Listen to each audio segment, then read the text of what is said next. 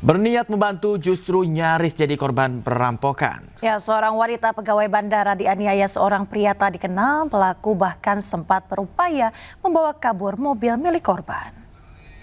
Kecelakaan bandara, kecelakaan berkelahi ini. Apes berniat memberi tumpangan mobil kepada pejalan kaki yang dikira seorang wanita. Korban justru nyaris jadi korban perampokan.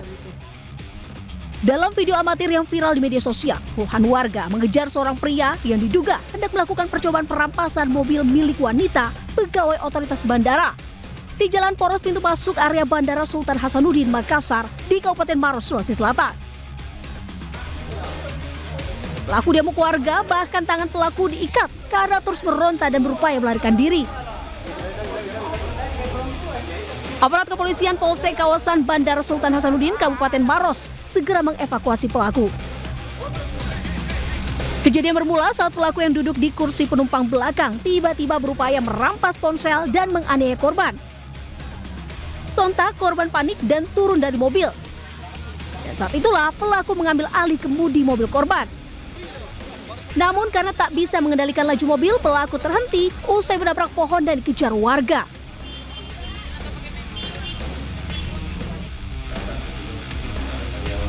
Pelaku telah diamankan di Mapolsek kawasan Bandara Sultan Hasanuddin. Sementara itu polisi masih melakukan pendalaman. Dugaan sementara pelaku alami gangguan psikologi dan belum dapat dimintai keterangan. Dari Kabupaten Maros, Sulawesi Selatan, Wahyu Ruslan melaporkan. Pemirsa, polisi menggelar rekonstruksi pembunuhan anggota Paskibra di Mandailing Natal, Sumatera Utara. Rekonstruksi terpaksa dilakukan di Mapolres Mandailing Natal karena khawatir pelaku diamuk massa.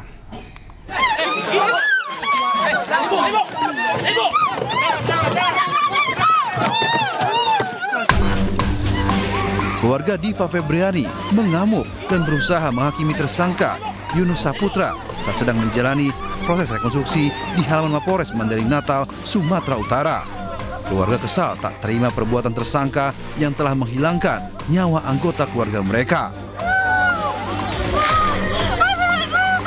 Tersangka menjalani rekonstruksi kasus pembunuhan terhadap Diva Febriani, 16 tahun, pelajar SMA yang menjadi anggota Paskibraka di Mandailing Natal, Sumatera Utara.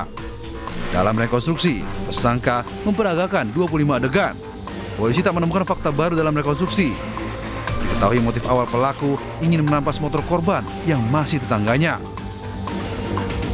Kasus pembunuhan yang dilakukan Yunus Saputra terhadap anggota Paskibra, Diva Febriani, terjadi pada 5 Agustus lalu. Korban dianiaya di perkebunan sawit usai mengikuti latihan Paskibra dan jasadnya ditemukan 2 hari kemudian. Dari Mandailing Natal, Sumatera Utara, Ahmad Hussein Lubis melaporkan. Pemirsa, petugas Basarnas menemukan 1 korban tewas akibat banjir yang melanda wilayah Bali. Jenazah korban ditemukan di antara reruntuhan bangunan ruko.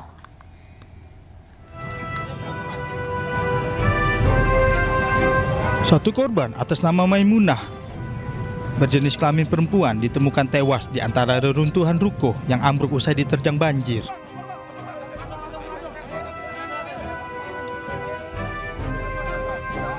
Korban ditemukan usai 12 jam pencarian.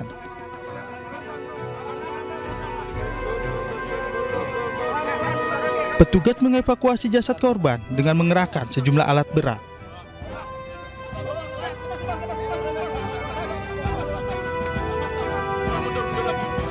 Upaya kami dari pagi hari sudah menemukan hasil pada malam hari ini. Kami tadinya memprediksi bahwa almarhumah posisinya di bawah bangunan.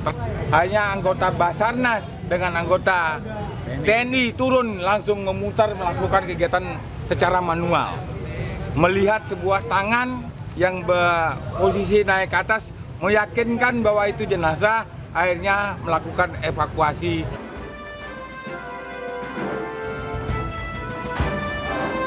Hingga Kamis malam, BPBD Provinsi Bali mencatat 16 korban meninggal dunia dalam peristiwa banjir bandang yang melanda wilayah Bali.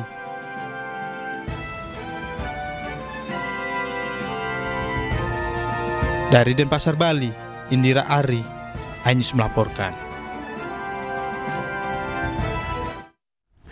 Pemirsa, petugas kembali menemukan jasad korban banjir di Gianyar, Bali. Hingga kini total korban meninggal dunia akibat banjir mencapai 16 orang.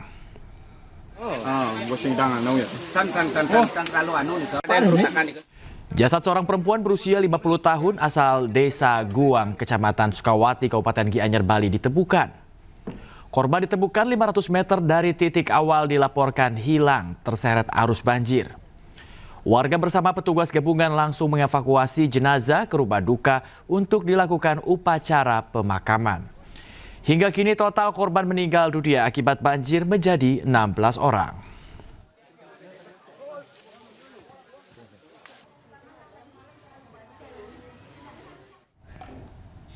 Pemirsa, korban meninggal dunia akibat banjir bandang di Nagekeo, Nusa Tenggara Timur bertambah menjadi 5 orang. Tim SAR gabungan mengevakuasi jasad balita 1 tahun, sementara 3 korban lainnya masih hilang.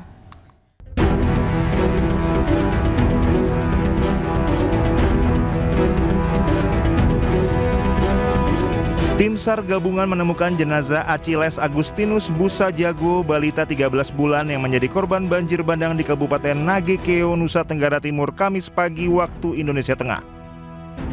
Jenazah korban ditemukan 2 km dari rumahnya di Kecamatan Mauponggo. Setelah ditemukan, jenazah segera dievakuasi ke posko gabungan untuk penanganan lebih lanjut.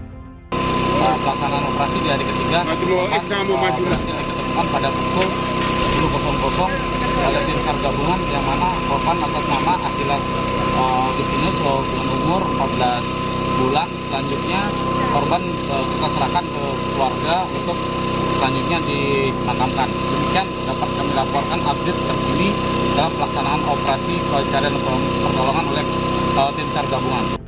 Sementara 3 korban lain masih dinyatakan hilang. Mereka adalah Mariano Tom Busa Jago 29 tahun, Sebastiana Soo 42 tahun, dan Desiderius Geraldi 14 bulan.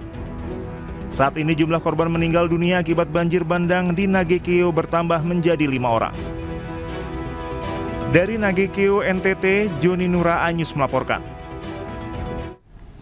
Pemirsa, tim SAR mengerahkan 2 helikopter untuk mengevakuasi 4 penumpang helikopter PKIWS milik PT Intan Angkasa yang jatuh di distrik Jila, Kabupaten Mimika, Papua Tengah. Keempat korban ditemukan dalam keadaan meninggal dunia.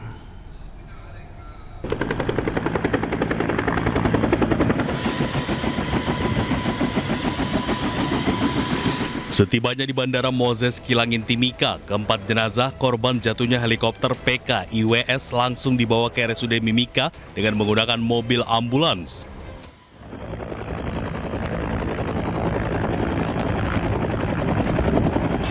Kasubsi Operasi dan Siaga SAR Timika, Charles Y. Batlajeri, mengatakan posisi helikopter berada di dalam jurang dan dalam kondisi terbakar.